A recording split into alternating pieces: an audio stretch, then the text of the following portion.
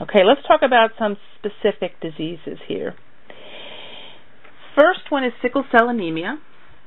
It's a single cell mutation, and it's autosomal recessive. If the individual is homozygous, that means they have the disease. If they're heterozygous, that means they're a carrier.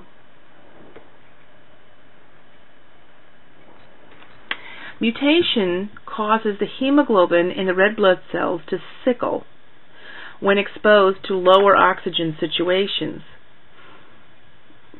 And these sickled cells clog the capillaries. Tissues fed by the capillaries become hypoxic, and we end up with organ damage and pain. Clinical manifestations associated with sickle cell include jaundice, that's from some liver damage, anemia, pain, other organ damage, and infection. Treatment is often symptomatic. Whatever symptoms are being presented, let's treat them. If they're in pain, give them something for pain. Prevention of infection, avoiding temperature extremes, decrease in physical and emotional stress, and medication. So when you look at sickle cell anemia, a lot of what we're doing is lifestyle changes. Do stuff to prevent infections, prevent stress, all of that. Okay, the next disease is Down syndrome. That's a change in the number of chromosomes. It's trisomy 21. They've got 3 chromosomes rather than 2 for number 21. It's an autosomal. 21 is autosomal. And it's either a non-disjuncture or inherited translocation. So something's happened to move the chromosomes around. What do we see? What are the manifestations? Well, mental delay, altered facial features, cardiac defects, GI malformations, visual and hearing impairment, thyroid dysfunction, and leukemia. We may see that the child or the individual has a flat back of the head and also a flat face, a short nose, a big tongue, a short neck, short and broad hands, and diminished muscle tone. These individuals have low muscle tone. So what do we do for treatment? We promote maximal independence and quality of life. These individuals can do a lot for themselves, depending on how severe the disease is within them, but they can do quite a lot for themselves. Early intervention makes a huge difference. Getting them into therapy when they're infants makes a huge difference. That's physical therapy, speech therapy, occupational therapy, and educational support. And treatment also includes, we're going to treat the associated problems. If they got heart problems, we treat the heart problems. If they're having vision problems, we get them glasses. Turner syndrome is an alteration in the number of chromosomes, but this one is on the sex chromosome. It is only one sex chromosome. They're typically called XO. That means they've got an X and they have nothing else. They don't have another X, they don't have another Y, they just have X. So they are female.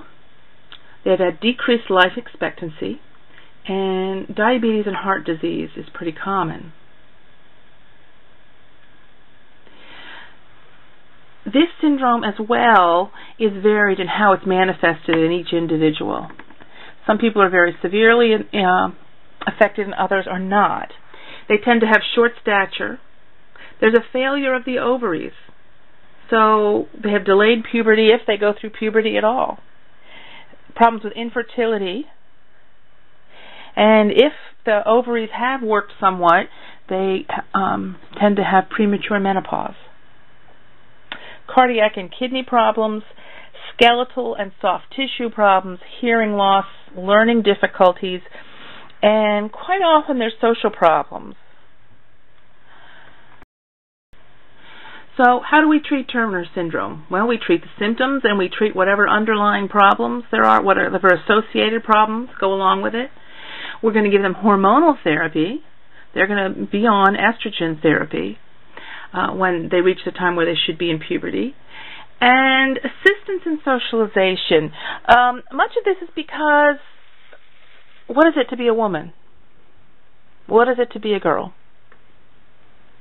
And as your peers are going through puberty and you're not, that can be pretty devastating.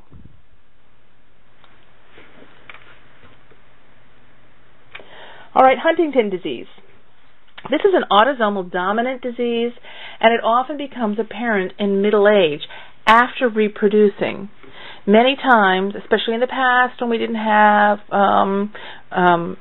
genetic testing to find out if somebody had the disease or not, the disease did not become apparent until after someone had already had their own sons and daughters, so they had passed the disease on. Manifestations, there's an involuntary movements of all the body parts, cognitive impairments, and emotional disturbances. And these are things that start to manifest themselves as later in life. They aren't apparent at birth usually, although this disease can occur any time in life. There is no cure, and drugs can help somewhat.